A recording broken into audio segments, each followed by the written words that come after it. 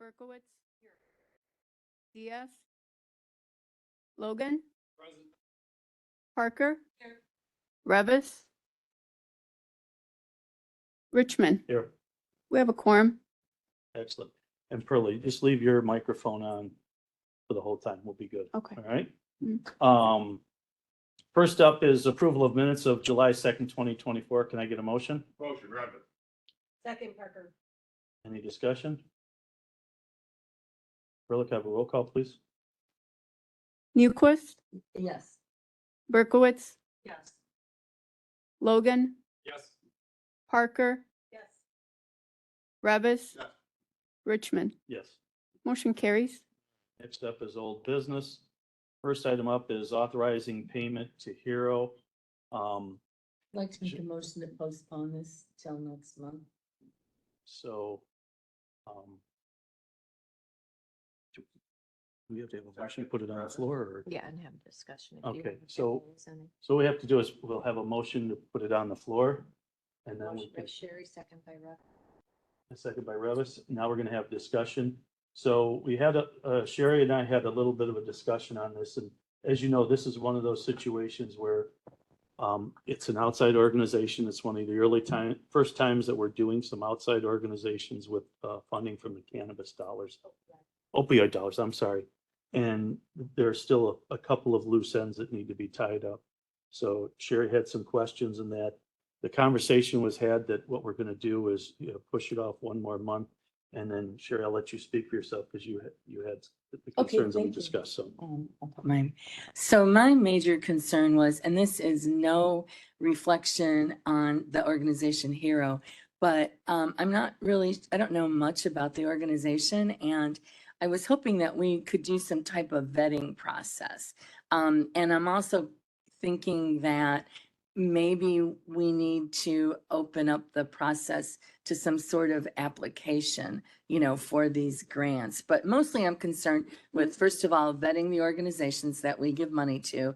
And that goes for everybody, not, just Hero. And second of all, creating transparency in the process. So that's why I was hoping to have a conversation with, Mary about how do we vet these organizations, and then go from there. And that's why I was hoping to postpone it till next month.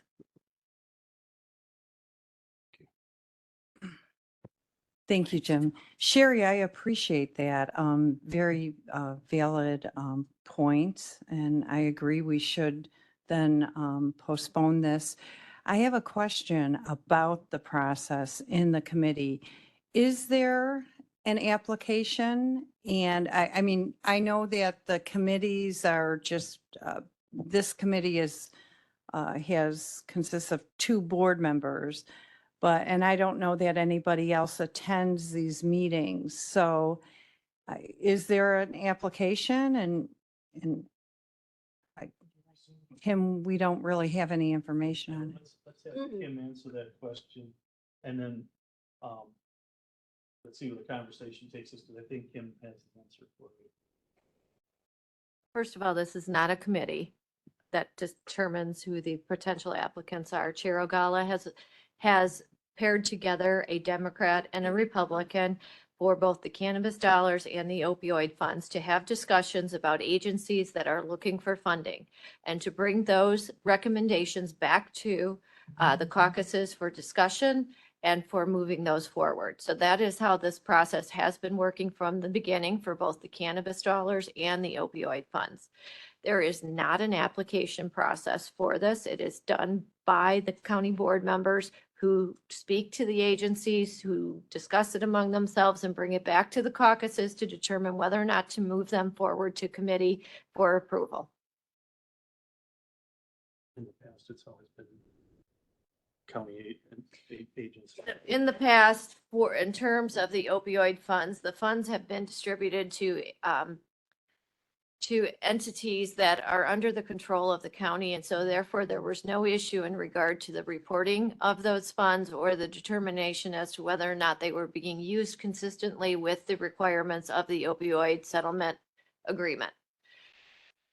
It has been raised by the state's attorney's office, not by the state's attorney's office. It had been raised at a meeting. There had been discussion with the state's attorney's office in regard to putting forward some sort of a contract, for lack of a better term, to indicate that the agencies that these funds were being awarded to would be using the money in the appropriate measure as set forth in the settlement agreement. The state's attorney's office has created a document. County Board members Williams and County Board member Dean Schlotman, along with Chair Ogala, went through that document, sent back some suggestions to the state's attorney's office.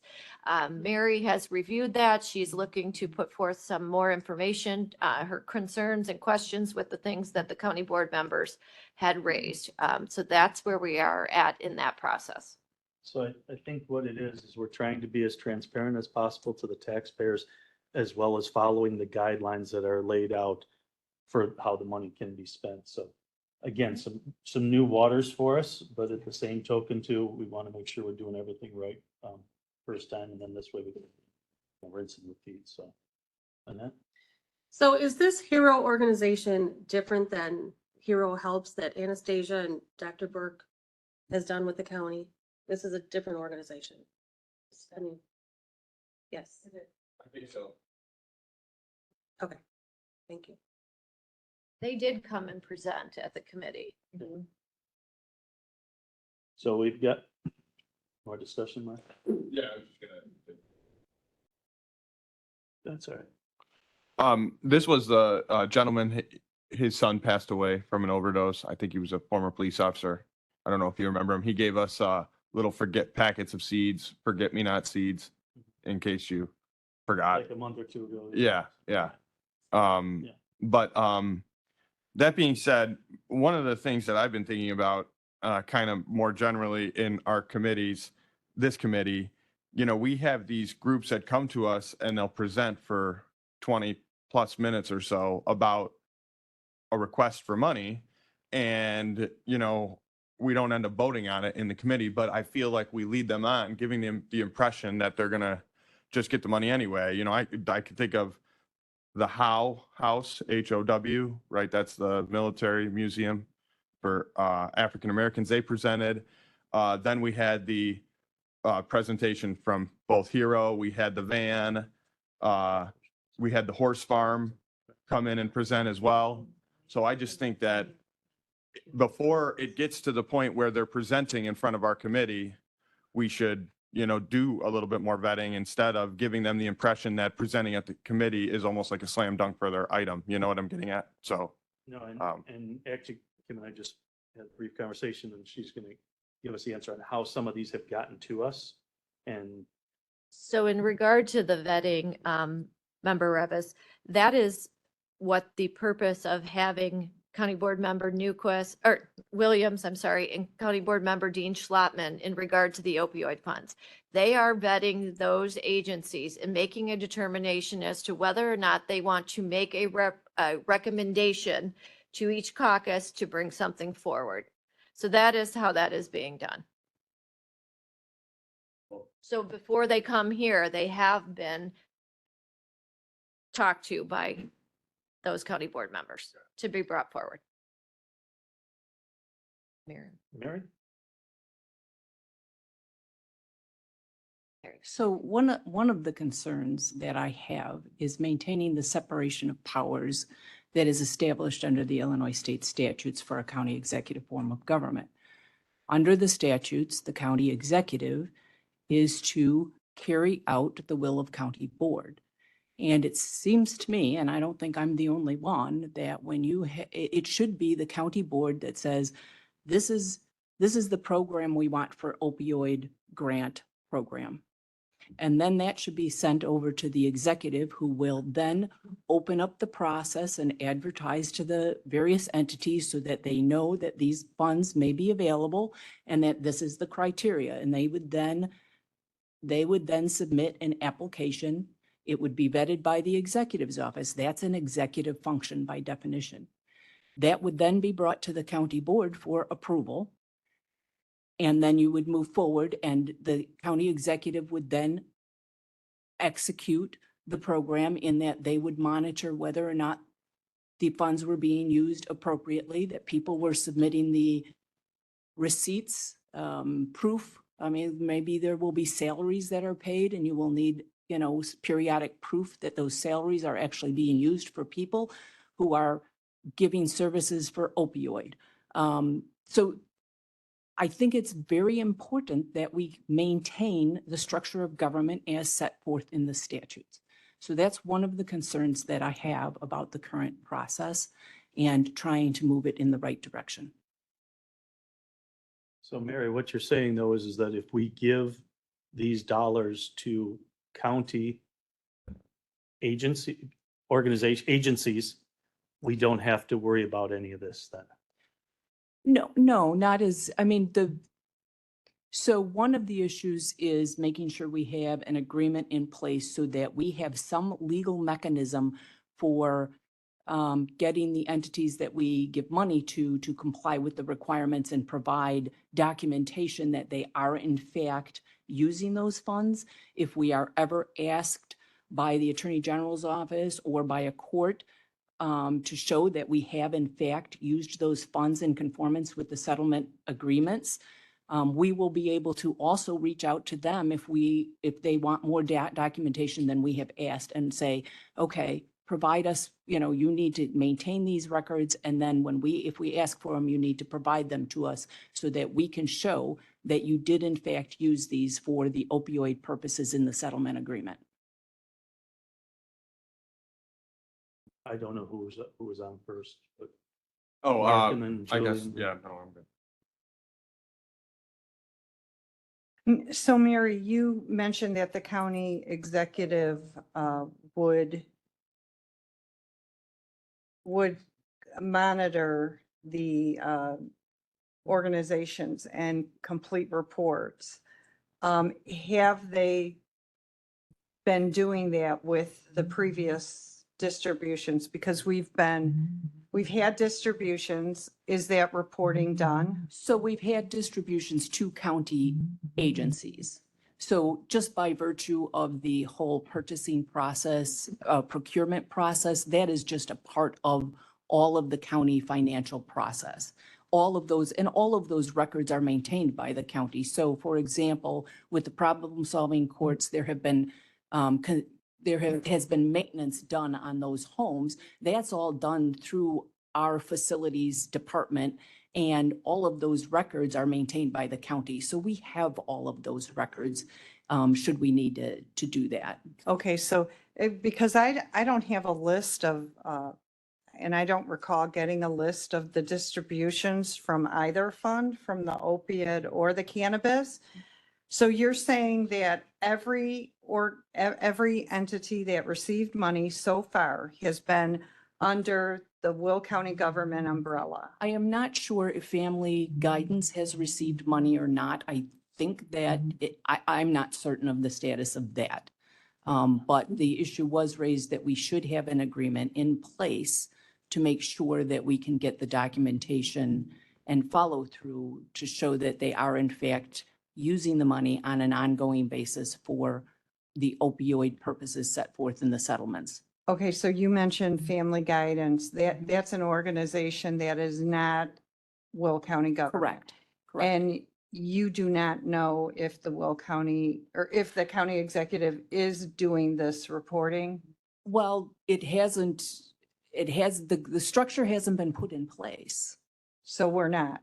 There's no reporting. I'm not even sure if the money has been released yet, is Oh. what I'm saying. Okay, I so don't we know need that to it's find been that out. released. Second question is, with the reporting that the county executive needs to perform with this type of a distribution, will that reporting come before the county board? If the And county where board- will it come? If the county board wants reports, they can include the requirement that the county executive's office report to committees. Okay, They so we'll absolutely definitely can do that. need to follow up with that and make sure it does come before the county board. Thank you, Mary. You're welcome. Thank you. Oh, Mark, were you next? No, go ahead. ahead. You Um, go and I might have to close her. I was just going to say that So I really appreciate all the work that Sherry and Katie have put into this for starters.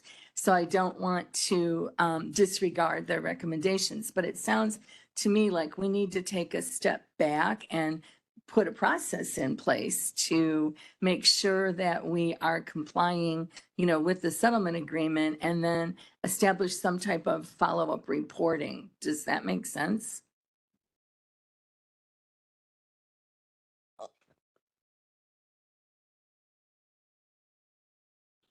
Yeah, and so just because I kicked off this little side bar that we had, my point was just about once these groups come and present to the committee, it would be nice before they got here to do their presentation, there was, a little bit more confidence on our end, what we were going to vote on, instead of just giving these people, these groups, and, I know they're doing great work, but they shouldn't be led on to think that they get a 25-minute presentation in front of the finance committee that, their item is going to pass successfully and we're going to get their request met. So I just feel like a little bit more discipline on the front end of that would be nice and benefit these groups. So we're not wasting their time or wasting the committee's time. So Mark, I'm all about being efficient and effective use of our time in that. And I think what happened is early on, I'll say 2 months ago or that, we were still trying to work out the process flow of how things happen. And I know Sherry and Katie and I have had a conversation 2 months ago, maybe or so. And I think we're working some of those things out. Want to be totally respectful for the people that actually, it's not a committee, it's two individuals on the board that try and go out there and get organizations that need help within the community that are going to help our community in that. So I think we're getting closer to having the gears aren't going to grind as much. So you I want was just gonna say, Member Revis, that I agree with you on that too, but these individuals presented before this issue came up.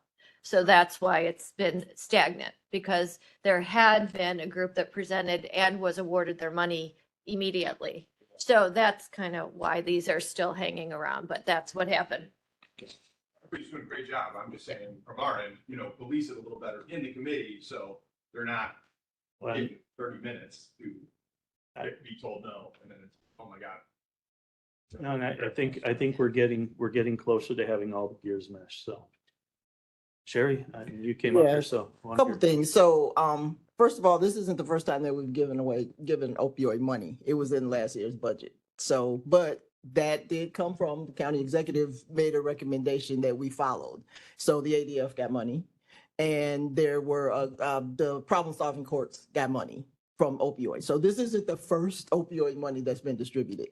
Now, as to how these groups, I do agree with Mark that, once they don't necessarily, everybody's not going to get the money all the time. And we don't lead people to believe that. We tell them it's a possibility, it still has to be voted on. The people contact us. I mean, everybody's hearing about it now. And so I actually have suggested that we come up with an application process. So as Jim said, it is a work in progress, and it's not like this is something that we haven't thought about before. The curious thing for me, though, is we also have two people with the cannabis group, and I know that's actually county money. This is not money from the county. This is opioid settlement money. Cannabis tax dollars, different story. But we do have two people that recommended that situation, and we have not had this discussion prior to this, which is kind of curious to me. But however we want to do it, Katie and I were asked to do this. We were happy to do it. And if this committee would prefer to do it, I'm happy to turn it over to the committee as well. So yeah. I think you ladies are doing a good job. So keep up the good Either work. way it goes, that's fine. But transparency is important, which is why it's taking so long now. And I will tell you that we do, and I've actually had several conversations with Stepping Stones since they've come before us too, and we haven't told them one way or the other. The other people have at least gotten some more feedback than Stepping Stones have had. But because we don't know how much money we're ever going to have and how much we're going to be getting, we have to be careful with that as well. So we don't really promise people anything. We tell them that they can. But there has not been an application process, which I do think that that should be. So at least we have that process in place, and everybody that applies, of course, is not going to be able to get the money. But I think that issue that I would have is, it sounds like the state's attorney is saying that we decide that we want to give money to these groups for the opioid, with the opioid settlement money. And once we decide that, then we just turn it over to the county executive and she does what she wants. So I'm not sure that's exactly what we want to do either. So that's what this is sounding like to me. I don't know if that's what you said, Mary, but that is what it sounds I like. am stating that the county board needs to respect the form of Right. government that we have in Will County, which is the county executive form of government. And the statutes are clear that the county executive is the chief administrative officer of the county, and that the county board is the legislative body. And a legislative body passes the policy, and the executive carries the policy out. Those are the different roles of the different branches of government.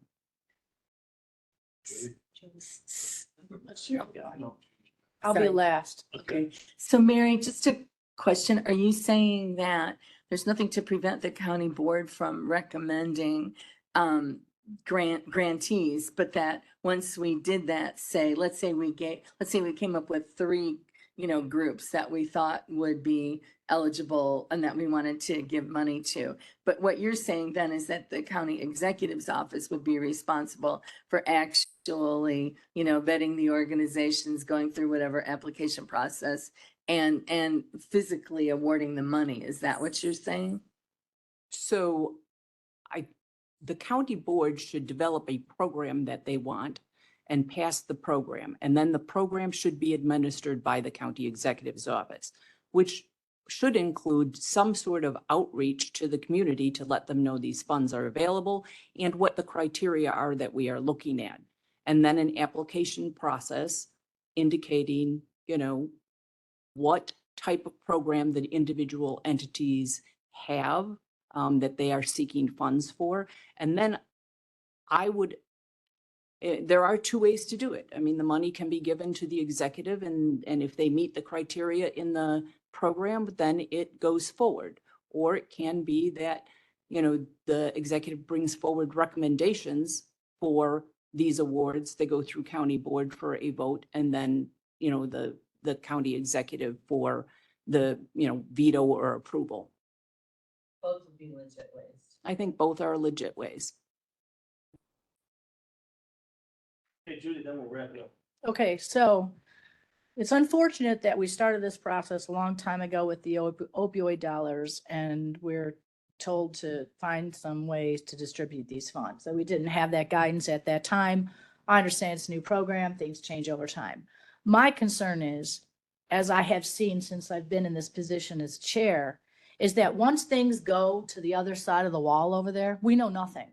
We're not told about when any bids are being opened. We don't know the results of the bid. We're told we can look on a website for the information. With ARPA funds, we were given for 2.5 months. Leadership asked the executive for information. She would not give us information. This is a problem for me. So there's 22 of us, 22 elected officials in this room who I think can work and make really good decisions.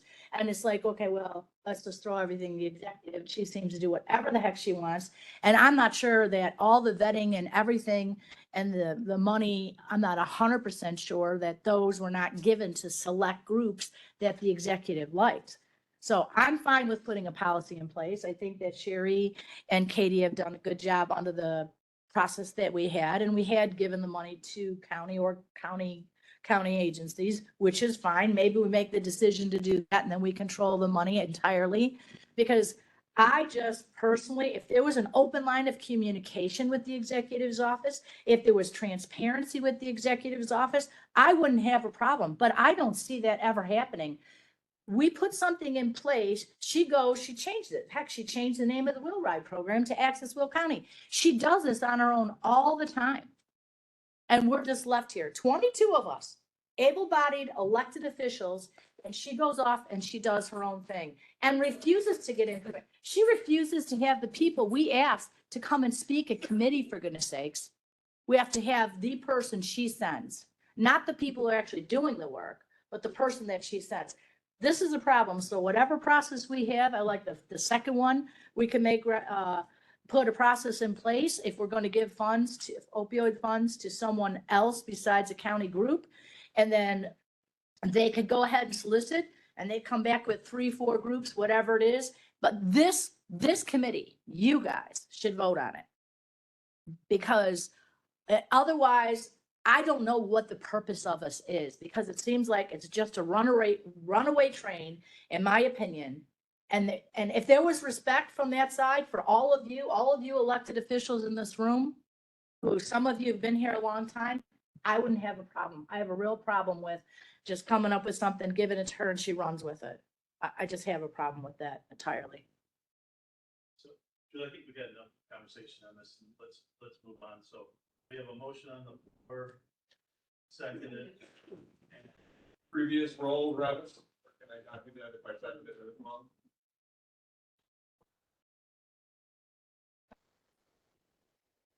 Let's just do a roll call and then we'll be fine. We are. Business of motion and table. Janet, it's a motion to table it until next month by Sherry Newquist, seconded by Mark Revis. Newquist, Yes. Berkowitz, Diaz, Logan, Parker, Revis, Richmond. Yes. Motion carries.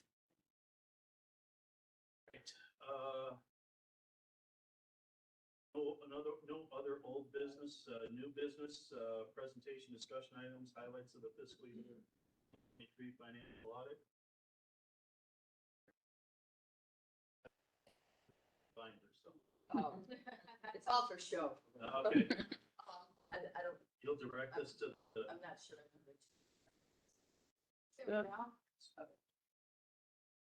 So I have with me this morning Nick Cavallari, partner with Baker Tilly, who's been our audit firm for quite some time. Nick did provide a little presentation he's going to do. Real high level review of the financial statements and the process. So I'll let Nick talk. Perfect. Well, thank you for having me here this afternoon. I have a brief PowerPoint presentation to walk over the audit results for the county's fiscal year 23 financial statement and single audit. But then by all means, I'm here to answer any questions that the committee may have as well. So in your packets, you should have received a copy of the county's annual comprehensive financial report. There is a document called an audit results communication, which is under a separate cover. It is got the glossy cover and the green lines in the front. Could be Vanna. And then, thank you. And then there's also a report regarding the county's use of federal award dollars as well. I'm going to provide a synopsis over those documents, but happy to talk through any questions for the information that's contained within as well. So we completed our audit procedures and we issued our reports on the county's financial statements and the single audit, and they were dated June 25th, 2024. If you can advance to the next slide, please. The scope of the audit is fairly comprehensive. We're engaged to provide an opinion on the county's annual comprehensive financial report. There's a document that has to be filed with the Grant Accountability and Transparency Unit called GATA, or GAT2, I should say. GATA is the law that is required for some of this reporting. The document is called the Consolidated Year-End Financial Report, or commonly referred to as a CIFR. It is required to report certain expenditures on state and federal awards that the county incurred during the fiscal year. We're engaged to provide an opinion on the schedule of expenditures of federal awards. The acronym used is the CFA. We provide a report on internal control over financial reporting and compliance matters. That's required if you're a governmental agency and you have to have an audit performed in accordance with those standards.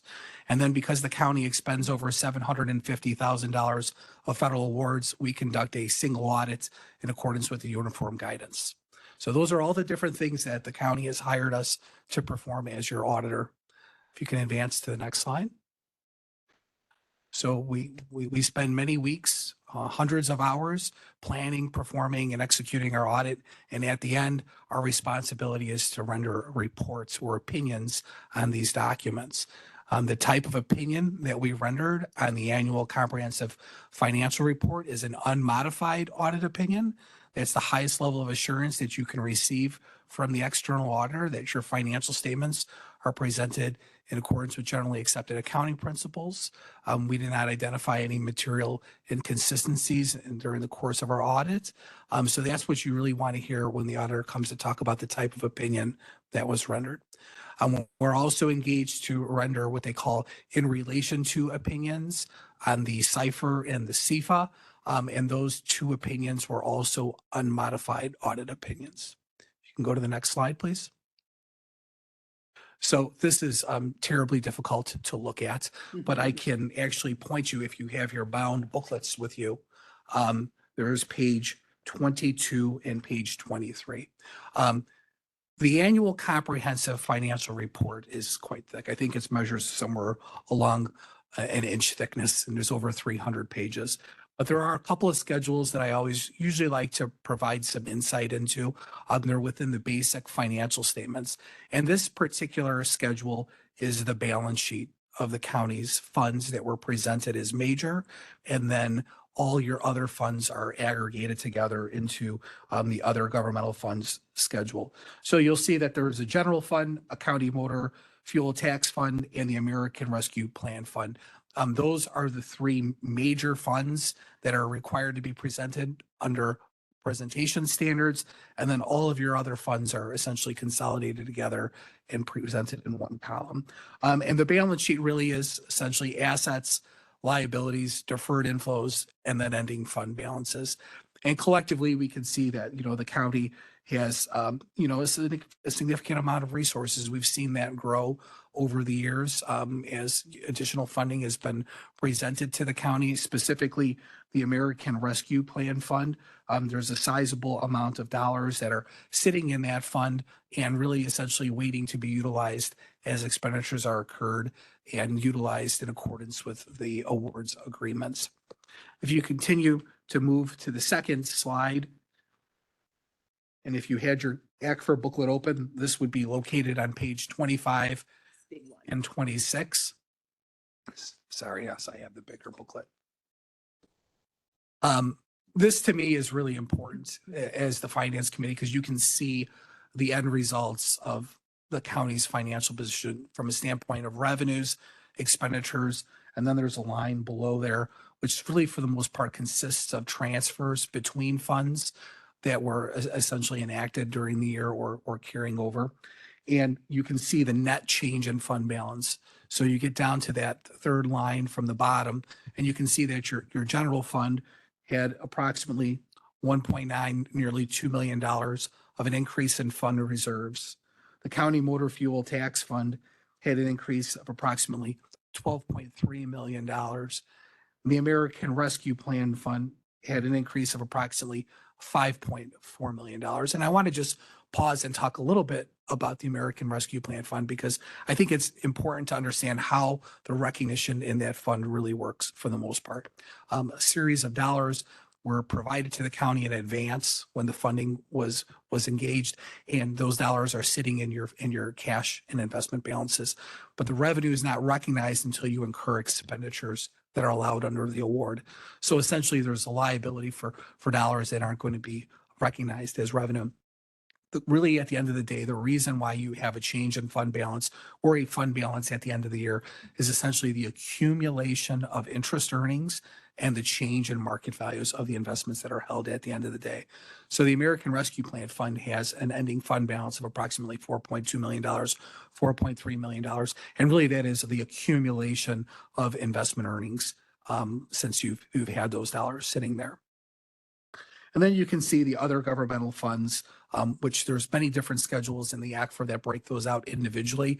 If you have an interest and you want to see certain funds activity from a balance sheet standpoint and also from an income statement or the revenue and expenditures, there are additional schedules in the ACFR that break all of those out in detail. But you can see collectively that those actually changed approximately $22.6 million of an increase of fund reserves. You know, holistically looking at the county's financial position, you see that you have, you know, surpluses across your major funds in addition to your aggregate remaining fund information as well. If you can advance to the next slide.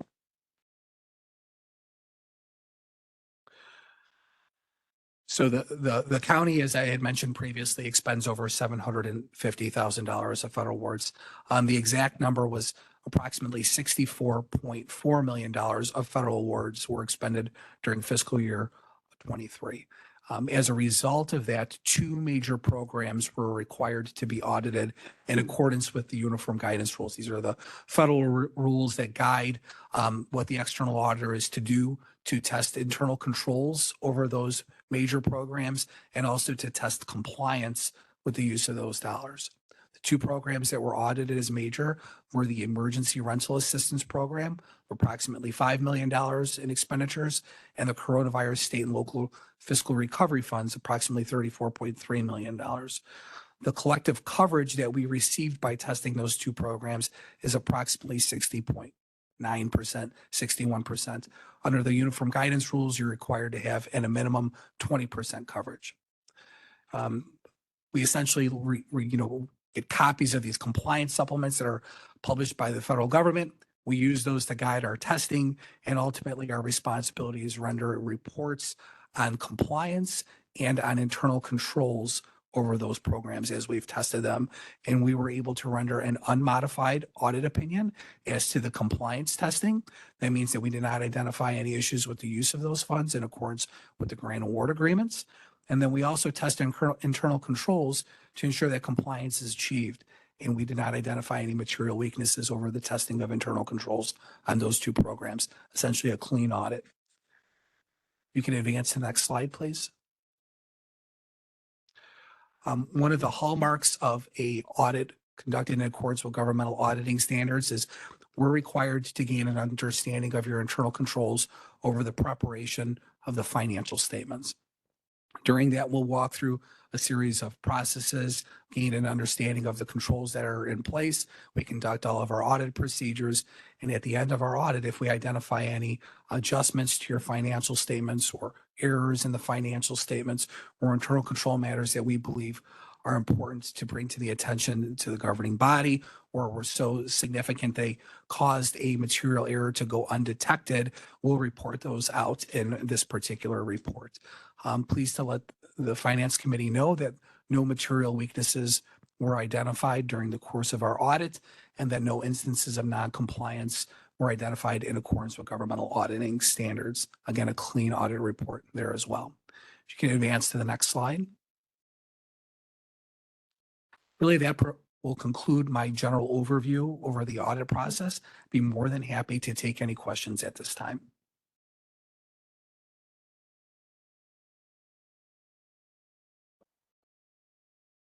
Yes. So on the revenues side, it lists out property taxes, licenses and permits, intergovernmental, charges for services, fines and forfeitures, investment income, and miscellaneous revenues. Where would like grant money fall in for that? Grant money that we receive. Sure. So your intergovernmental line will have some of that in there. And there's actually budget to actual schedules in the back for each individual fund that will break it out even further. Okay, cool. Sure. That's good. Thank you. Appreciate it.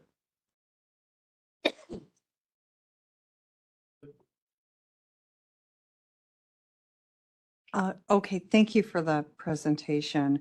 You mentioned that Will County has and I may not be repeating it accurately, a surplus of funds. Can you be a little more definitive of that and what does that mean? What is the surplus? Is there a percentage or? Sure.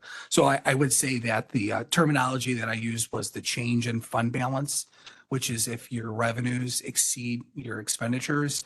And then after giving consideration to your transfers between funds, the fund balance can change, either go up or go down. And the terminology that I used was an increase in fund balance or essentially a surplus of revenues over expenditures.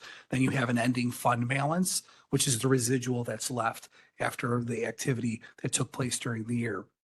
So all of your funds, as presented on the face of the basic financial statement, showed increases in fund balances for the year.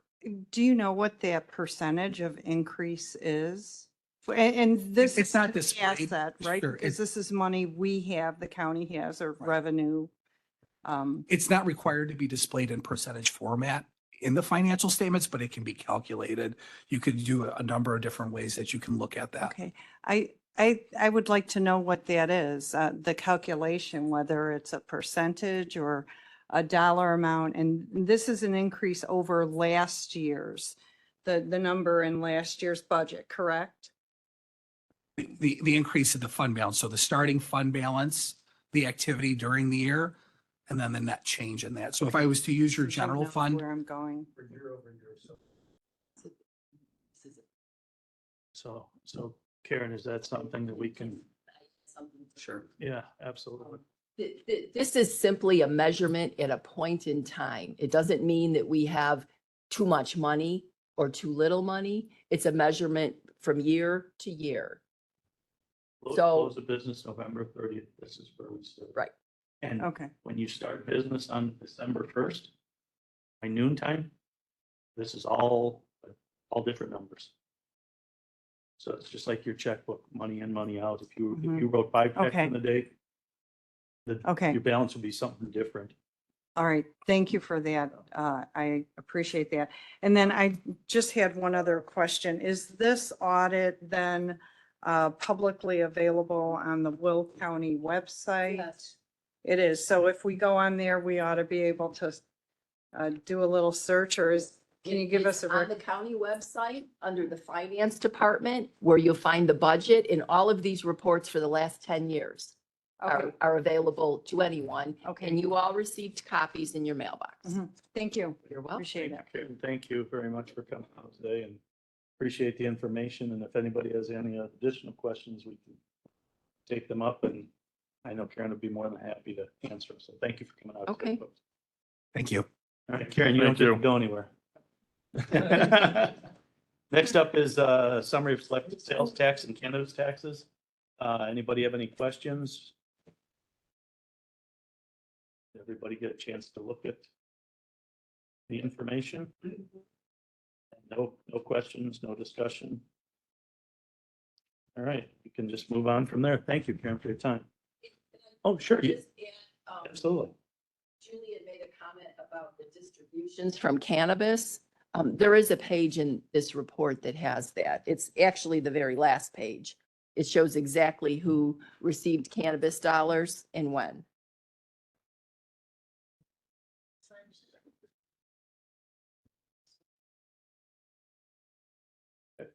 Thank you very much, Karen, for your time. All right. Third item up is authorizing county executive to execute necessary documents for delinquent tax programs. Can I get a motion? Motion, Newquist. Second, Parker. Through July. Second motion. All in favor? Aye. Any opposed? Motion carries. Number 4, transferring appropriations within various county budgets. Can I get a motion? Motion, Parker. Second. Previous Newquist. Second, Ravis. All in favor? Aye. Any opposed? Motion carries. Number 5, authorizing the Will County Executive to execute an intergovernmental agreement with the Illinois Department of Children and Family Services for the reimbursement and abuse and neglect case in juvenile court. Can I get a motion? Motion, Ravis. Second Newquist. Previous. All in favor? Aye. Any opposed? Motion carries. Number 6, and the final one, award the bid for the sale of surplus vehicles. Can I get a motion? Motion Newquist. Previous, Ravis. Second is. All in favor? Aye. Any opposed? Motion carries. And, everybody on this board too, is if you ever have any questions or discussion, just let us know. What I always try and do is be respectful of the next committee, and I do like the fact that we do have dialogue in that on some of these things that we need to have discussion on. But, everybody reads their information in that, so I just like to move through the things that are what I'll call housekeeping or that, but if you ever have any questions, please feel free to just jump in. Other new business, I see none, public comment. Anybody in the hallway or anybody online for public comment? Nobody in the back row with public comment? Come on, all right, that's 3 times we're done. Announcement or reports by the chair. We do have, our budget sessions coming up in the next upcoming weeks. Rashawn has been working very diligently on that. And I know that, we'll be getting, our big booklet, and we can go from there, within the next couple of weeks, I believe, so. That's about all I have. Any need for executive session, Mary? Okay, can I get a motion to adjourn? Motion, Revis. All right, all in favor? We're adjourned. Thank you.